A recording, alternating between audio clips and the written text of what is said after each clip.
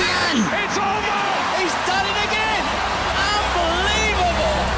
Oh, straight into the roof of the net. Nice one. Straight down the middle. So a good performance from both teams. Hi, you're watching Firstpost. I'm Rupha Ramani. Let's get started.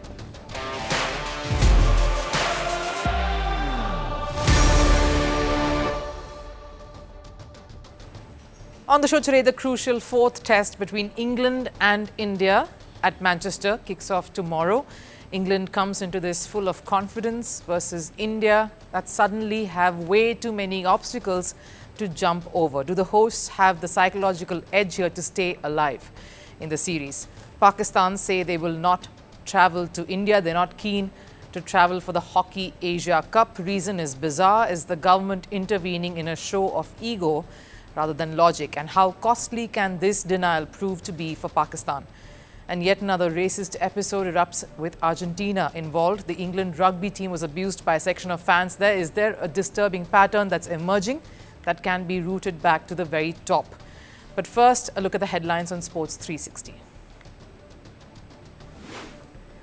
Starting with cricket, Australia beat West Indies by 3 wickets in a closely fought first T20 international. Put into bat first, Roston Chase's 60 powered the Windies to 189 before the hosts lost 5 wickets for just 27. In reply, Mitchell Owen and Josh Inglis's 50s helped Australia chase the target down in the 19th over. In tennis, world number 1 Carlos Alcaraz is the latest star to pull out of the National Bank Open. The ATP 1000 event is scheduled to take place in Toronto and Montreal starting this weekend. World number 1 Jannik Sinner, Serbian ace Novak Djokovic and women's world number 1 Aryna Sabalenka have all pulled out as well. The players cited lack of rest and tight schedule as the reason. Venus Williams returned to professional tennis with a win at the Washington Open. The American, who paired with compatriot Hailey Baptiste in the doubles event, beat Eugenie Bouchard and Clervie Angonui in straight sets. The 7-time Grand Slam winner will make her singles return later today. In news from chess, teenage sensation Divya Deshmukh has joined Koneru Hampi to become only the second woman semi-finalist at the FIDE World Cup. Deshmukh beat compatriot Harika Dronavali in a tiebreaker. With this, India is assured of at least one spot at the candidates event. And from equestrian, Anush Agarwal has won his maiden dressage event in Germany with his mare Floriana. The Indian recorded 69.891% points to finish on top. This is only the second tournament that Agarwal has competed with his 7-year-old mare. Agarwal won gold with India in the team dressage category at the 2022 Asian Games.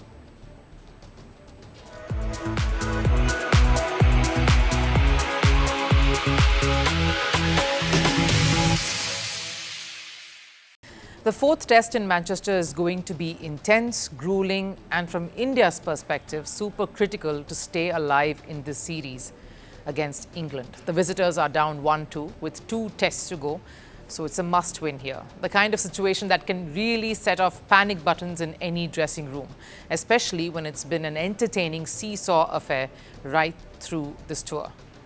But heading to Old Trafford, you cannot escape the sense that an England team full of swagger is walking up to an Indian side that has its nerves jangling.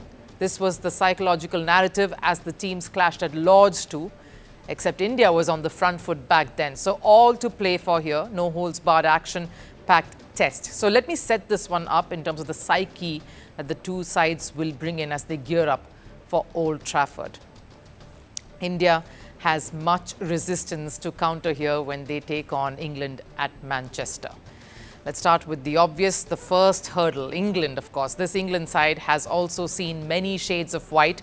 They've gone from being the big white whale at Leeds, stamping their authority over India in the first attempt, to a diaper white at Birmingham, putting on the crybaby act after being humbled by a strong, potent Indian counterattack there to level the series, to striking light like white lightning in the third test, shedding their past stumbles to nudge India out of what was a thrilling contest at Lord's. In fact, Harry Brook, in his presser, even said they were inspired by their coach Brendan McCullum before day 5. Baz actually said a few days before that we are too nice sometimes. Everybody says it was awesome. It looked like there was 11 versus 2 out there when we were fielding and it was good fun. It made fielding a lot more enjoyable. If that was nice guys turning over a new leaf to get under India's skin, I wonder what a real bully act by McCullum standards would look like. Either ways, Manchester will only get the mean quotient up from England, and India has more to fight than just England and their apparently newly imbibed mean streak. Hurdle number 2, of course, is history. India has never won a match here at this ground ever. Moreover, the last and only time an Indian batter scored 100 was in 1990. Seems like ages ago now, by none other than the man who this trophy has been renamed after, Sachin Tendulkar. So a daunting challenge. India has to overturn the biggest adage. History repeats itself. But here's what India want no more repeats of. Hurdle number 3, that's injuries, because there are plenty already. Rishabh Pant was the first semi-casualty. That niggle in the finger has not only cost India their primary and their key wicketkeeper, but also their main chirper behind the wickets. Pant as a pure batter now, first blow. Akashdeep, nursing a groin injury, cut a lonely figure during the first proper net session without showers. Hardly did anything much, indicating that he could well miss this crucial game against England. A massive blow there, opening the possibility of maybe a Prasidh Krishna to come back in, or the new entrant who was included into the squad, Anshul Kamboj, impressed in the India A matches and is a value add with the bat too. Then, of course, Nitish Reddy. He's going home with an injury he picked up during training, which opens the door to Shardul Thakur coming back. And then, of course, is the workload management of Jasprit Bumrah. So that's enough niggles, injury concerns that India is already battling with as they head into their 4th test, giving their next battle a bit of a tough fight. And that's, of course, the weather. Now, it's been rainy, gloomy, dark, summing up what many in that Indian dressing room could be feeling themselves. Manchester has had a lot of rains and showers over the last few days, so I wouldn't blame this Indian side. It is a steep challenge here to go 2-all with all on the line then heading into the decider. But again, not one that India cannot surmount. They've delivered while playing under pressure. We saw that just earlier in this series in the 2nd test. So can they jump over all these hurdles and obstacles to cross the line ahead of England in Old Trafford? The sporting rivalry between Pakistan and India is hanging by a thread. Asia Cup has hit another roadblock. Not the cricketing tournament, though there is much uncertainty over the logistics of that event as well. This is the Hockey Asia Cup. The latest, Pakistan Hockey Federation seems to have pulled the plug on their Asia Cup participation in India. This tournament is scheduled from August 27th to September 7th in Rajgir, which is in the Indian state of Bihar. Pakistan claims security concerns as the reason for not being keen to travel, but it just feels like a government interference at play here. And given it's Pakistan, the odds of that happening is quite high. Since the deadly Pahalgam terror attack that claimed 26 innocent lives in Kashmir, sporting ties between these two nations have been on thin ice. Calls to boycott all sporting engagements grew louder, threatening to freeze India-Pakistan sporting ties completely, especially after India imposed sweeping restrictions on its neighbor. But things thawed when the two sides agreed to compete at neutral venues, like the Asian Men's Under-16 Volleyball Championship semi-finals in Thailand, and the odd competitions like the Junior Davis Cup that India travelled for.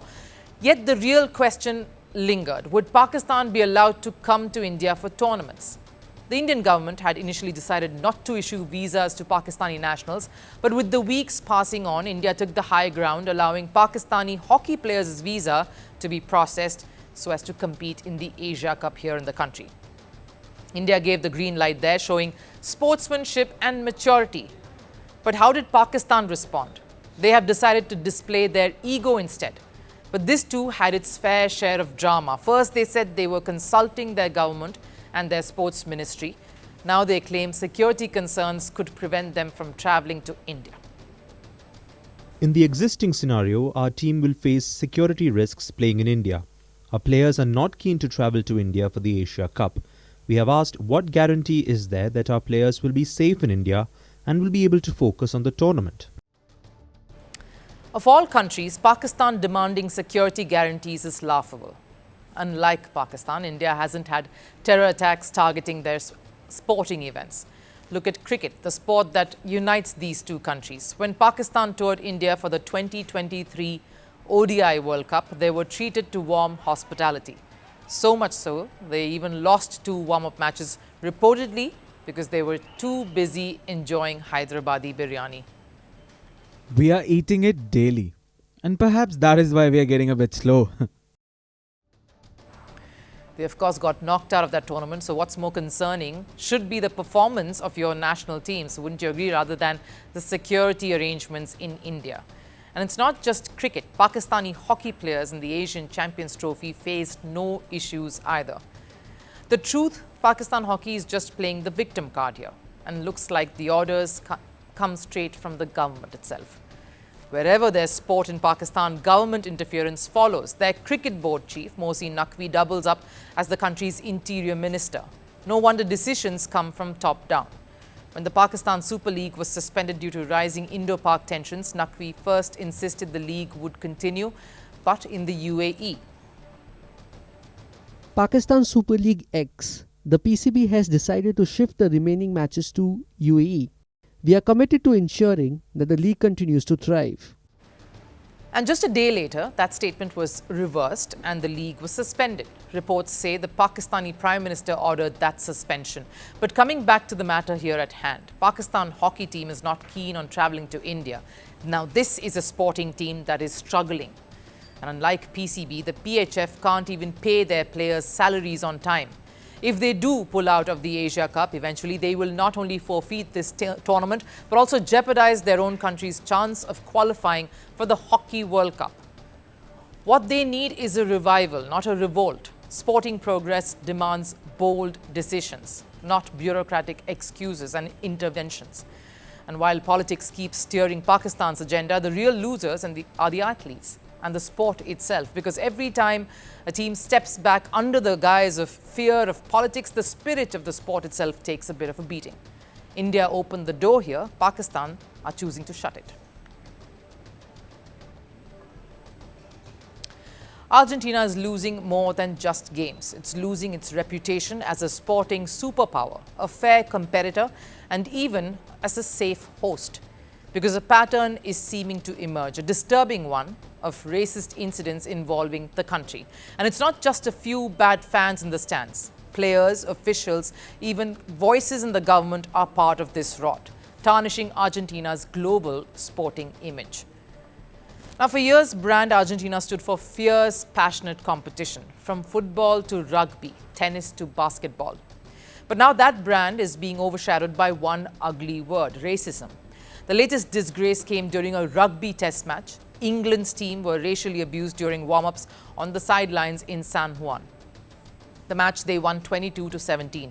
A group of fans hurled vile racial slurs. The England camp filed an official complaint, but guess what?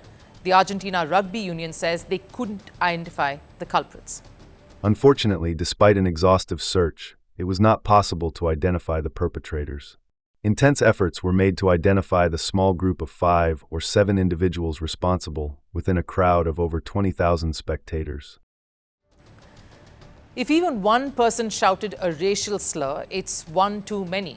You don't measure racism by how many shouted. You measure it by whether it happened at all. Clearly, the president was trying to tone it all down, sweep the matter under the carpet. But this isn't new. Let's rewind to 2020.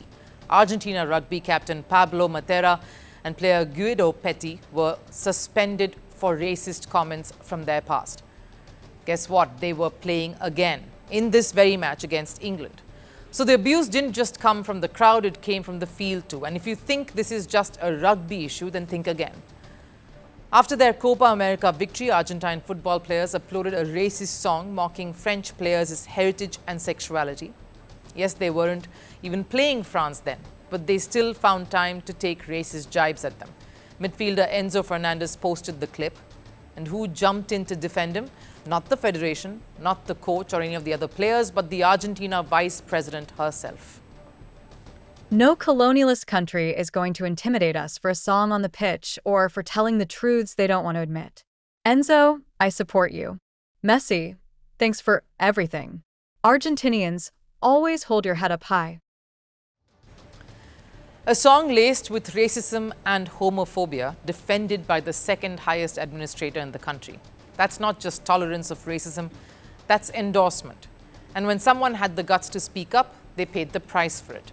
Julio Garro, Undersecretary of Sport, called for Captain Lionel Messi to apologize for his teammates' actions.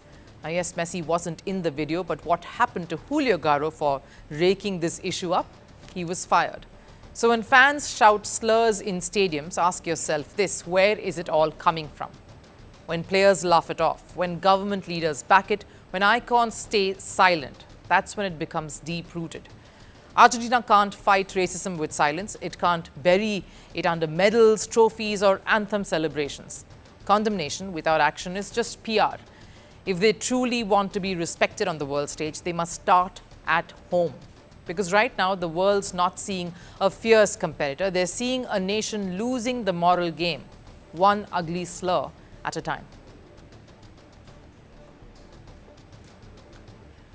Time for last serve. A former juvenile prison in Naples, Italy, has turned into a vibrant community space. Inspired by Napoli's Serie A win, once a place to keep the juvenile criminals has now transformed into a football hub for locals. Take a look.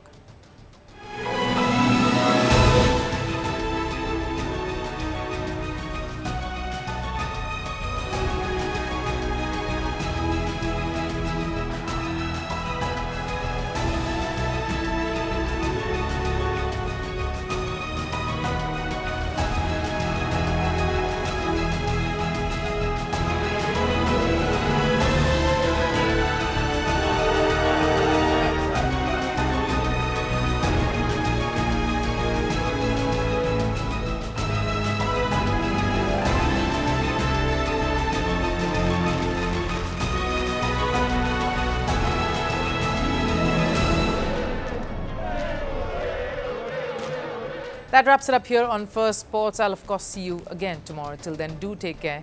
Bye-bye.